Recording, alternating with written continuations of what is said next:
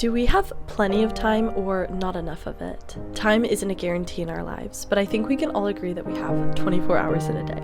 So then, is 24 hours in a day enough time? 168 hours in a week, 8,760 hours in a year? It depends. I can only speak for myself. Time only means what meaning we give to it. If we constantly fill it with dissatisfaction, then won't we feel that our time is unfulfilled? But if we give it greater meaning to that time and feed it with our devotion to a fulfilled self, then maybe we will feel that we have enough of it for once in our lives. Do we really want more time? Or is it a deeper wish rooted in the desire to fulfill our time in a more meaningful way? Learning to use time in a way that entices us to flow through it with grace and authenticity has been driving my thoughts and actions over these last few months. Within the last month, I've really been trying to search for solutions or a guide as to how I can better manage my own time in a way that is more satisfying. As always, this area of my life is still a work in progress. However, I've still gained some valuable insight into redefining productivity, using my time meaningfully, and creating a more fulfilling life by taking better control of it. I've noticed that although time management techniques are critical when it comes to organizing our time, our ability to focus is something else entirely. Every technique I've been using is geared toward this goal of focusing. Time management doesn't make us fulfilled or productive.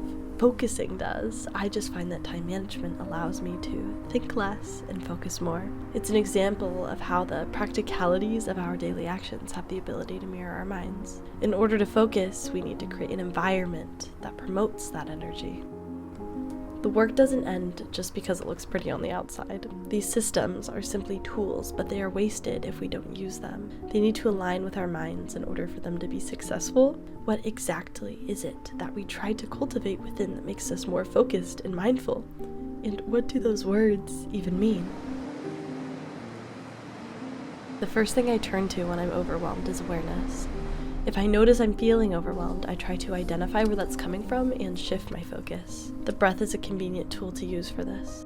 The goal, for me at least, is to release myself emotionally from the chaos as much as I can, so that I can take inspired and meaningful action rather than acting upon internal stress. And this is way easier said than done. I just think that learning to look objectively at our busyness makes it easier for us to come up with worthwhile solutions to cultivate more fulfillment within our daily lives, especially when it comes to our use of time. Our mindful use of time, I should say.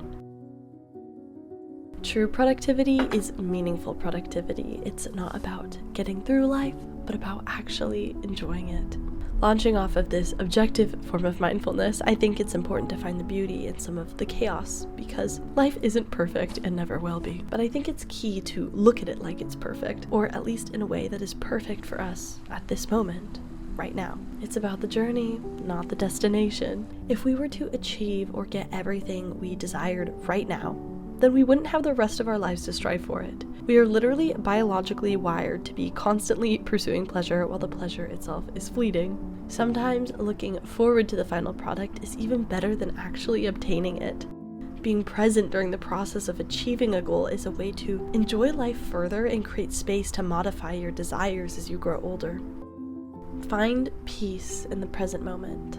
The future is an unfulfilled promise, while the present is a tangible devotion to your humanity. Remind yourself that this joy is something you want in your life. If freedom is something you want to cultivate, then you deserve to let yourself be free right now in whatever ways you can. Productive work is mindful work, and we can't be mindful of everything we do if we're always thinking about what we need to do. Practicing mindfulness is essential to our sustained well-being.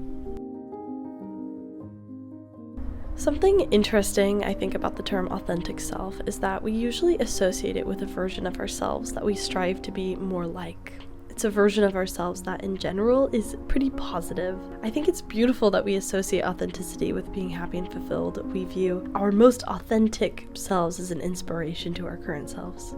So to better align our time with our well-being, we could start defining what authentic time feels for each one of us. When do you naturally feel the most content, the most satisfied? What times of the day do you relish in the most? Take note of your personal fulfillment and find ways to prioritize it.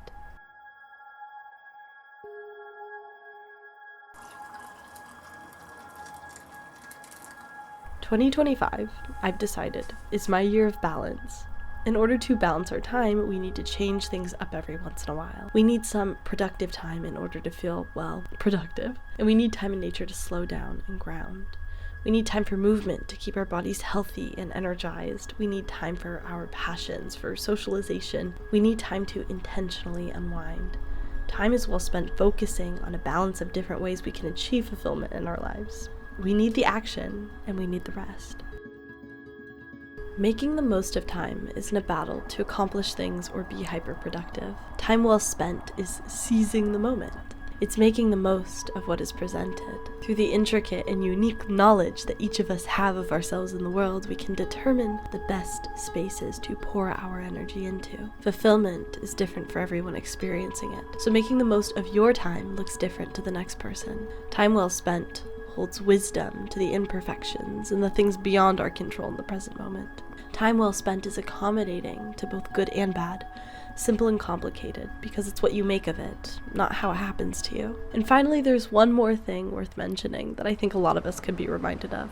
Doing nothing is a skill worth cultivating. When you do nothing, you have the space to relieve your boredom, not through busyness, but through the things that make you feel enlightened, inspired, motivated, blissful. Sometimes, doing nothing is the most productive thing you can do.